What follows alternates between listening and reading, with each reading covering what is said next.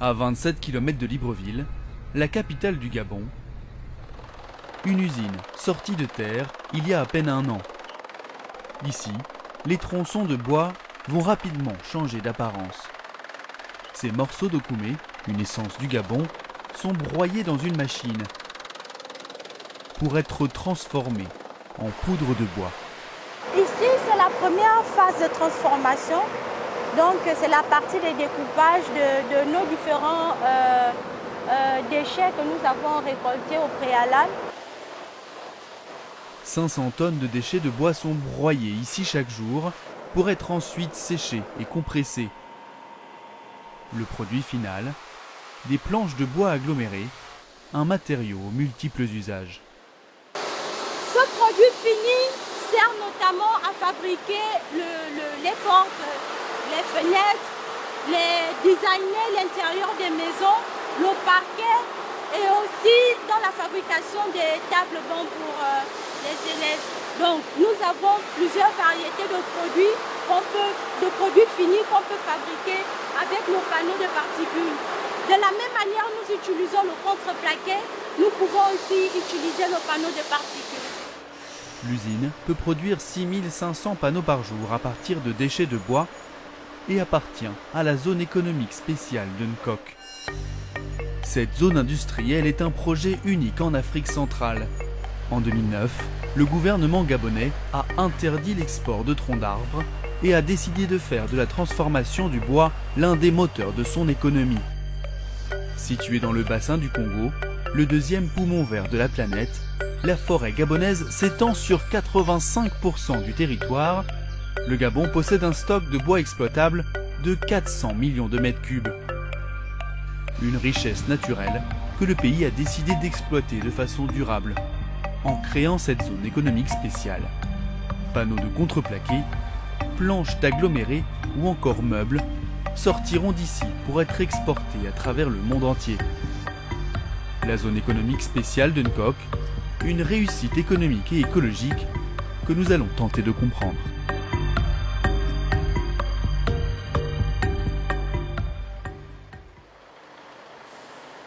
« 84 entreprises installées ici travaillent dans le secteur du bois. Comme Starply, qui a commencé son activité en 2019.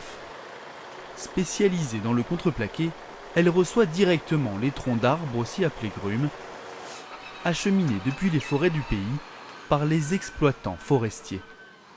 Nous sommes en train de faire un déchargement de camions. Nous avons un camion qui nous provient de Rougier. Rougier qui est notre fournisseur de bois certifié, FSC 100%. Avant d'entrer en usine, les grumes sont sélectionnées pour être découpées en tronçons de quelques mètres à l'aide de cette scie industrielle. Vous ne pouvez pas dérouler toute une grume, d'où la nécessité de couper cette grume en plusieurs billons. Ensuite, les tronçons débarrassés de leur écorce sont installés sur cette machine pour être déroulés. Nous sommes sur le poste de déroulage. Le déroulage ici, c'est cette étape qui permet de transformer la grume en plaquage. Là, vous avez le billon qui est serré sur la dérouleuse. Et de l'autre côté, nous allons obtenir les feuilles de plaquage. Là, ces feuilles de plaquage vont être bobinées autour d'une bobine métallique pour pouvoir les couper plus tard. Les feuilles de plaquage sont enduites de colle et compressées. Le résultat final, le voici. Ces planches de contreplaqué prêtes à l'emploi. Vous avez une feuille de contreplaqué, donc une feuille obtenue à partir de toutes les étapes. Là, si vous regardez sur ce champ, vous pouvez voir les différentes couches de plaquage qui ont été assemblées. Plus légères que le bois normal, mais aussi plus solides, les planches de contreplaqué permettent d'améliorer significativement les qualités du bois d'okoumé. La différence est que le contreplaqué est plus solide. Le contreplaqué est vraiment un produit utilisé en structure. Le contreplaqué, il est un produit qui va être flexible, un produit qui résiste aux intempéries. Parce qu'un contreplaqué, normalement, lorsqu'il est utilisé pour un usage extérieur, vous pouvez le mettre à l'extérieur et subir des intempéries sans problème. La transformation du bois en contreplaqué permet de multiplier la valeur du bois. Un mètre cube de bois tout juste coupé coûte 80 000 francs CFA. Un mètre cube de contreplaqué, lui, sera vendu pour 400 000 francs CFA. Ces planches de contreplaqué seront envoyées sur le marché européen, un marché contraignant. Le règlement sur le bois de l'Union européenne oblige les entreprises vendant du bois et des produits dérivés à montrer des preuves de bonne gestion et de traçabilité du bois. Grâce à un contrôle rigoureux sur les grumes qui entrent dans les usines, la zone économique spéciale garantit que ces entreprises achètent du bois conforme aux normes gabonaises et européennes. Sylvie Boldrini est responsable durabilité dans l'entreprise gérant la zone économique spéciale, GSEZ. Son rôle, assurer le respect des normes environnementales, qui passe entre autres par le respect du marquage des grumes qui entrent dans la zone. Chaque opérateur forestier a son marteau, il y a écrit CFA, et il martèle chacune des billes qui quittent la forêt. En plus de ça, on a à nouveau le numéro forestier qui est indiqué ici, avec le numéro de la bille. Ce sont les informations qu'on retrouve sur l'étiquette. Ainsi, pour entrer dans la zone, chaque grume est marquée par un tampon, un numéro forestier et une étiquette dotée d'un code barre. De quoi éviter l'entrée de grumes issues d'une exploitation illégale. Il y a quand même pas mal de garde-fous qui sont mis en place pour éviter qu'on vienne ici ajouter une nouvelle grume sur laquelle il faut déjà falsifier le marteau forestier et après il faut pouvoir inventer un numéro forestier, un numéro de bille. Le contrôle des troncs est assuré par un service indépendant mis en place en 2018 et reconnu par l'Union européenne. C'est grâce à ce service que les entreprises dans la zone économique spéciale peuvent accéder au marché européen. Ce service assure le suivi de chaque tronc, mais pas seulement. Nous, on contrôle simplement que les bordereaux correspondent bien au chargement, ça c'est au niveau inspection, mais on contrôle également que les fournisseurs de bois, donc que ce soit les exploitants forestiers, les négociants, etc., soient bien conformes également au niveau fiscal, au niveau contribution sociale.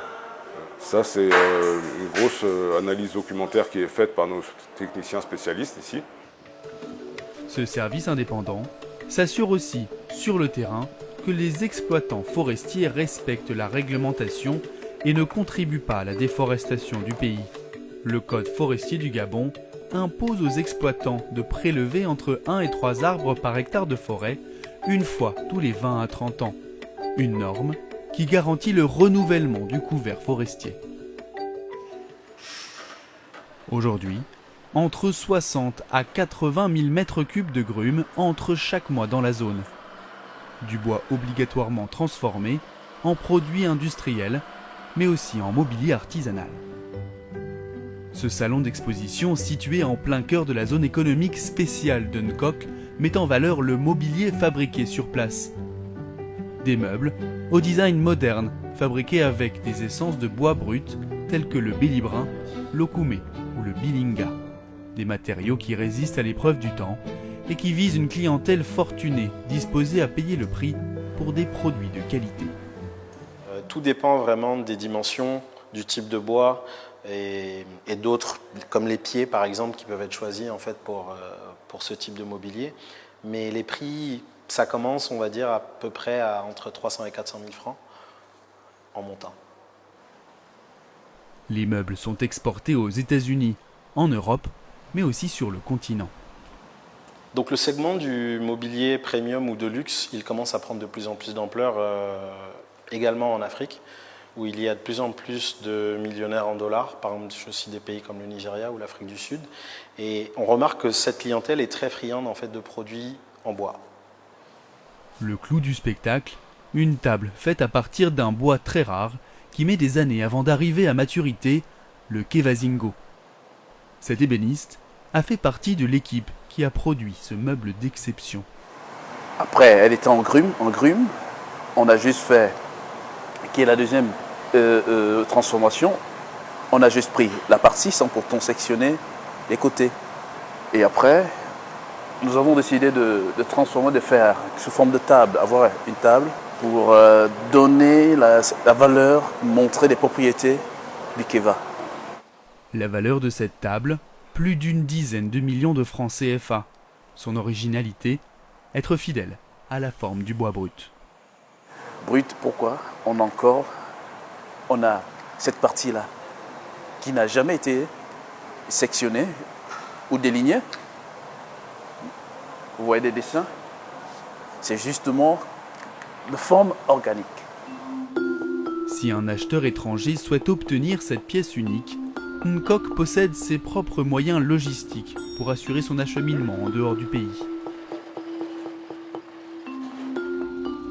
Chargés dans des containers, les produits transformés des usines de Nkock sont stockés dans un port sec situé à l'intérieur de la zone qui reçoit jusqu'à 800 containers. Chaque container peut recevoir jusqu'à 40 tonnes de matériel. À ma droite, on a uniquement des containers vides. Et de l'autre côté, à ma gauche, nous avons uniquement les containers pleins. Donc, à chaque arrivée de containers vides du port au vin d'eau, on les stocke tous ici. Et ensuite, maintenant, les box loaders ont pour mission de les envoyer chez le client. Et maintenant, les pleins, quand ils arrivent, on les stocke tous là-bas.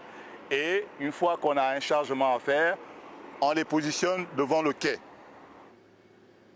Une fois à quai, les containers sont chargés sur cette barge. Selon le poids et le nombre de boîtes, une entreprise paye entre 50 000 et 60 000 francs CFA pour l'envoyer au port de Libreville. Chaque jour, c'est une trentaine de boîtes qui sont envoyées, soit environ 1500 containers par mois qui partiront pour les pays voisins, l'Europe ou l'Amérique. Ici, c'est accueillir au maximum de boîtes, donc des transferts. Et les envoyer au port, c'est déjà un challenge. Donc si on peut envoyer le maximum de containers vers le port et les faire entrer au terminal OCT, c'est déjà un bon défi. Un défi que le port espère relever en augmentant sa capacité d'accueil. Des travaux sont prévus pour lui permettre d'accueillir plus de 3000 containers. Du contrôle du bois au port sec en passant par les usines, la zone de Nkock est gérée par une société, la GSEZ, résultat d'un partenariat public-privé entre l'État gabonais et l'entreprise Arise. Une initiative qui a permis au Gabon de doubler sa production de bois en 10 ans et de positionner le pays sur le marché international des matériaux en bois transformés. 1 mètre cube de bois avant 2009 coûtait à peu près dans l'ordre de 150 $ par mètre cube. Aujourd'hui, nous pouvons le mesurer à près de 250 à 300 $ le mètre cube. Grâce à cette décision stratégique, on s'est retrouvé, le Gabon est compté aujourd'hui comme premier producteur africain de feuilles de plaquage. C'est pas rien et cela constitue justement un avantage stratégique qui donne une visibilité du Gabon dans la sous-région et dans le monde. En investissant dans la transformation du bois, le Gabon souhaitait réduire sa dépendance au pétrole. Un pari réussi. Aujourd'hui, le secteur du bois représente 60% du produit intérieur brut du pays.